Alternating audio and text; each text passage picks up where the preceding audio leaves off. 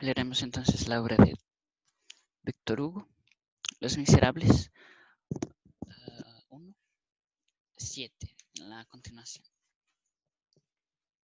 Entonces la última frase fue, pero pasaba el relámpago, venía la noche, y ¿dónde estaba él? Ya no lo sabía. La consecuencia inmediata de las penas de esta naturaleza, en las que domina la impiedad, es decir, la estupidez, es la de transformar poco a poco, por una especie de transfiguración estúpida, un hombre en una bestia, y algunas veces en una bestia feroz. Las tentativas de evasión de Juan Valjean, sucesivas y obstinadas, bastarían para probar esta extraña influencia de la ley penal sobre el alma humana. Pero Juan Valjean habría renovado estas tentativas tan inútiles y tan temerarias. ¿Cuántas veces se hubiese presentado la ocasión sin pensar un instante en aquel resultado, ni en la experiencia adquirida? Se escapaba impetuosamente, como el lobo que encuentra abierta la jaula. El instinto le decía, sálvate. La razón le habría dicho, espera. Pero ante una tentativa tan violenta, la razón desaparecía. Quedaba solo el instinto. Obraba la bestia. Cuando era preso de nuevo, la severidad no servía más que para aumentar su irritación. Una circunstancia que no debemos omitir es que estaba dotado de una fuerza física que no llegaba con mucho ninguno de sus compañeros de presidio. En el trabajo para hacer un cable, para tirar de una cabrilla, Juan Valjean valía tanto como 4 hombres. Levantaba y sostenía enormes pesos sobre su espalda y reemplazaba en algunas ocasiones el instrumento llamado cabrilla o gato, y que antes se llamaba orgullo, que donde ha tomado su nombre. Dicho sea de paso, la calle de Montorgueil, cerca del mercado de París. Sus compañeros no habían apodado Juan Cabrilla.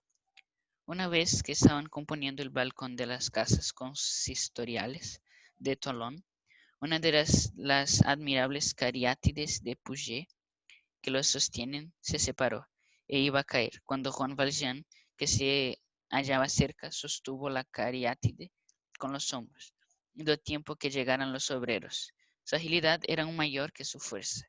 Ciertos presidiarios, fraguadores perpetuos de evasiones, concluye por hacer de la fuerza y de la destreza combinadas una verdadera ciencia, la ciencia de los músculos.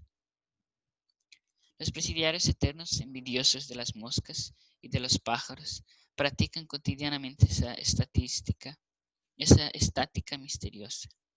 Subir por una vertical y hallar puntos de apoyo donde no había apenas un desnivel. Era solamente un juego para Juan Valjean, dando un ángulo de un muro con la tensión de la espalda y de los jaretes, con los codos y los talones hundidos en las asperezas de la piedra. Se izaba, por decirlo así, mágicamente a un tercer piso. Algunas veces subía de este modo hasta el techo del calabozo. Juan Valjean hablaba poco y no reía nunca. Era necesariamente una emoción fortísima para arrancarle 1 o 2 veces al año.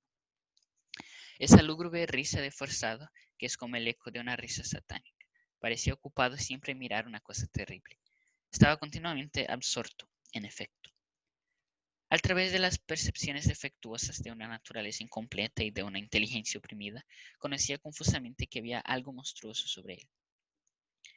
Y en aquella penumbra sombría y tenebrosa en que se arrastraba cada vez que volvía la cabeza y trataba de elevar sus miradas, veía con miedo y furor al mismo tiempo, sobreponerse, subir y desaparecer en altura, escarpadas una especie de montón confuso y repugnante de las cosas, de leyes, de preocupaciones, de hombres y de hechos, cuyos contornos no podía descubrir, cuya masa le asustaba y que no era más que esa prodigiosa pirámide que le llamamos civilización.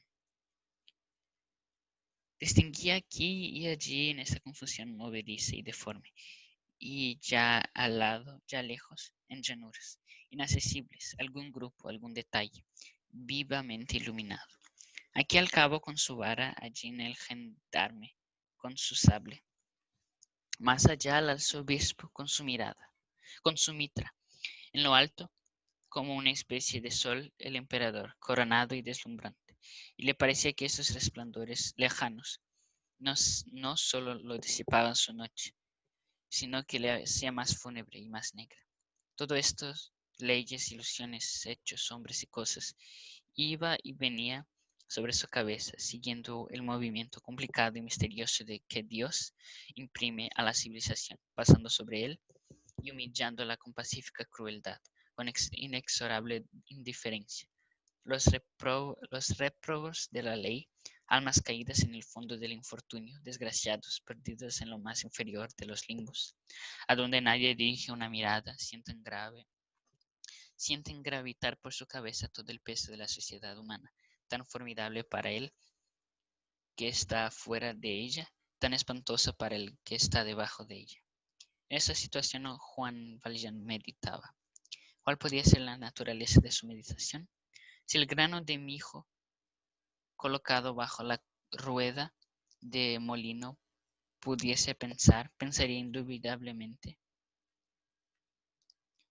lo mismo que Juan Valjean. Todo, Todas estas cosas, realidades llenas de espectros, fantasmagóricas, llenas de realidades, habían contribuido a crear en él un estado interior indescriptible.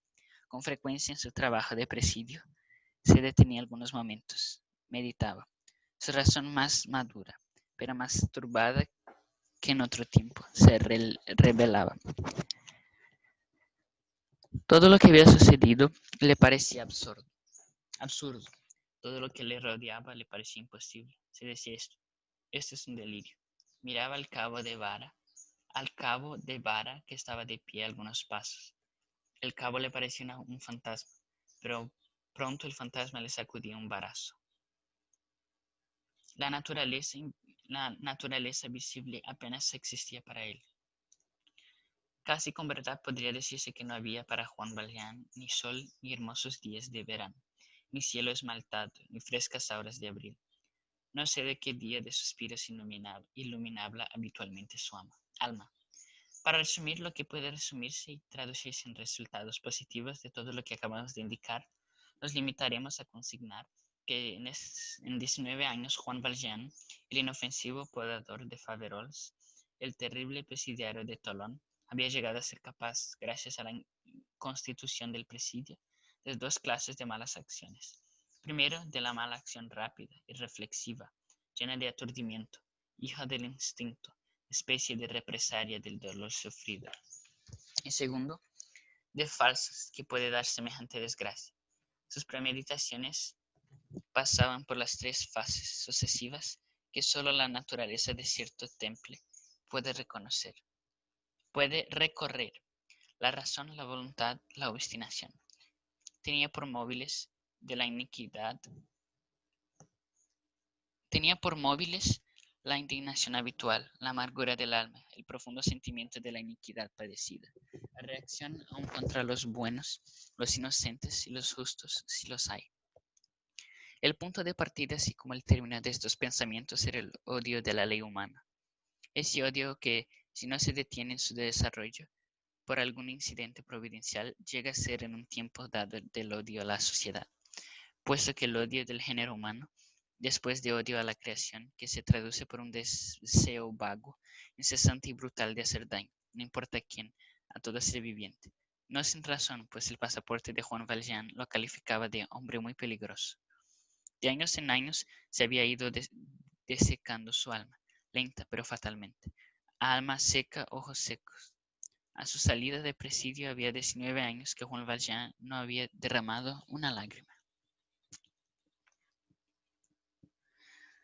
8. La ola y la sombra. Un hombre al mar. ¿Qué importa? El buque no se detiene por eso. El viento sopla, el sombrío buque tiene una senda trazada que debe recorrer necesariamente. El hombre desaparece y vuelve a aparecer. Se sumerge y sube a la superficie. Llama. Tiende los brazos, pero no es oído. El buque, temblando al impulso del huracán, continúa sus maniobras. Los marineros y los pasajeros no ven al hombre sumergido. Su miserable cabeza no es más que un punto en la inmensidad de las olas. Sus gritos desesperados resuenan en las profundidades. Observa aquel espectro de una vela que se aleja. La mira desesperadamente, pero la vela se aleja, decrece, desaparece. Allí estaba él, hacía un momento.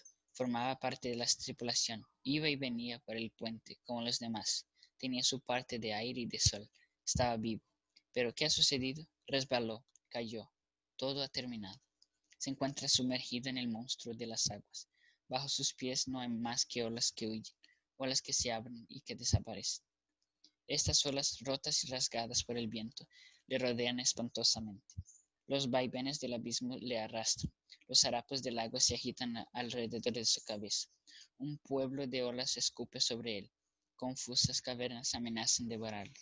Cada vez que se sumerge, descubre precipicios llenos de oscuridad. Una vegetación desconocida le sujeta, le enreda los pies, le atrae. Siente que se va a connaturalizar con el abismo, que forma ya parte de la espuma, que las olas se lo echen a una otra parte, a una otra. Bebe toda su amargura. El océano no se encarniza con él para ahogarle. La inmensidad juega con su agonía. Parece que el agua se ha convertido en odio, pero lucha todavía. Trata de defenderse, de sostenerse. Hace esfuerzos, nada. Pobre fuerza agotada ya, que combate con lo inagotable. Que combate con lo inagotable. ¿Dónde está el buque? Allá a lo lejos. Apenas es ya visible en las pálidas tinieblas del horizonte. Las ráfagas soplan, las espumas le cubren. Alza la vista y no divisa el mar.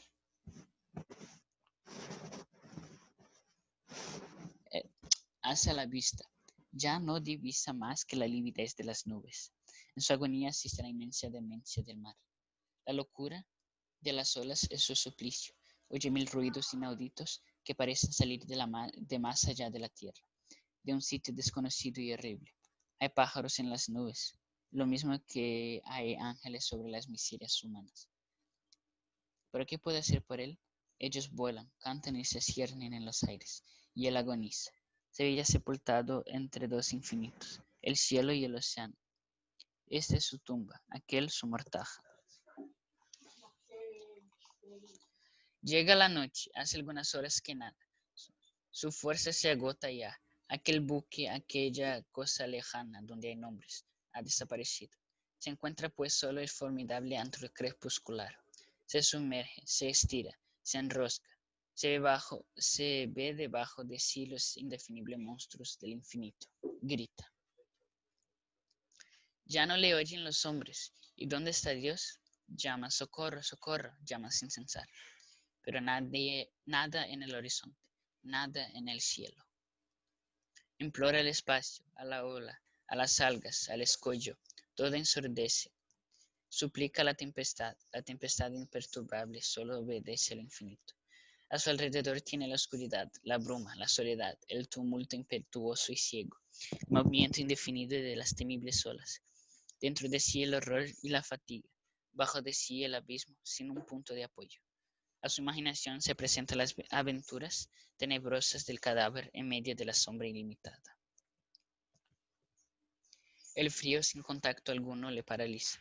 Sus manos se crispan y se cierran y cogen al cerrarse la nada. Vientos, nubes, torbellinos, estrellas, todo le es inútil. ¿Qué hacer? El desesperado se abandona. El que está cansado toma el partido de morir. Se deja llevar, se entrega a la suerte y rueda para siempre en las lúgubres profundidades del sepulcro. Oh destino implacable de las sociedades humanas, que perdéis los hombres y las almas en vuestro camino. Océano en que cae todo lo que deja caer la ley. Siniestra desaparición de todo auxilio. Muerte moral. La mar es la inexorable noche social en que la penalidad arroja a sus condenados. La mar es el gran misterio. El alma naufragando en este abismo puede convertirse en un cadáver. ¿Quién le resucitará? 9. Nuevas quejas. Cuando llegó la hora de la salida del presidio, Juan Valjean oyó resonar en sus oídos estas palabras extrañas: «Estás libre». Tuvo un momento indescriptible, un rayo de viva luz, un rayo de la verdadera luz de los vivos, penetró en él súbitamente. Pero no tardó en debilitarse este rayo. Juan Valjean se había deslumbrado con la idea de libertad. Había creído en una vida nueva, pero pronto conoció que es una libertad con pasaporte amarillo. Además, otras amarguras le esperaban. Él había calculado que su masita durante su estancia en presidio se había elevado a 171 francos, pero es justo añadir que había olvidado en sus cálculos el reposo forzado de los domingos y días de fiesta, que en 19 años había una disminución de 24 francos y aproximadamente. 24 francos aproximadamente. Además, esa masita había sido reducida por varias retenciones a la suma de 109 francos y 15 sueldos que le habían sido entregados a su salida. Pero él no comprendía esto y se había perjudicado, digamos la palabra robado. Aquel día siguiente de su libertad en Grasse, vio delante de la puerta de un deshilador de flores de naranjo algunos hombres que descargaban unos fardos. Ofreció trabajo, era necesario y fue acepto. Se puso a trabajar, era inteligente, robusto, ágil, trabajaba perfectamente. Su amo parecía estar contento, pero mientras trabajaba pasó un gendarme, le observó y le pidió sus papeles. Le fue preciso enseñar el pasaporte amarillo. Hecho esto, Juan Valjean volvió a su trabajo. Un momento antes que había preguntado a un compañero cuánto ganaba al día. 30 sueldos, le había respondido. Llegó la tarde y como debía partir al día siguiente por la mañana, se presentó a su amo y le rogó que le pagase. El amo no pronunció una palabra y le entregó 15 sueldos. Reclamó y le respondieron: «Bastantes para ti», insistió. El amo le miró fijamente y le dijo: «Guárdate de la cárcel». También allí se creyó robado. La sociedad, el Estado, disminuyéndole su masita, le había robado en grande. Ahora le tocaba la vez al individuo y le robaba en pequeño. La excarcelación no es libertad. Se acaba el presidio, pero no la condena. Esto era lo que había sucedido en Grasse. Ya hemos visto cómo había sido recibido en D.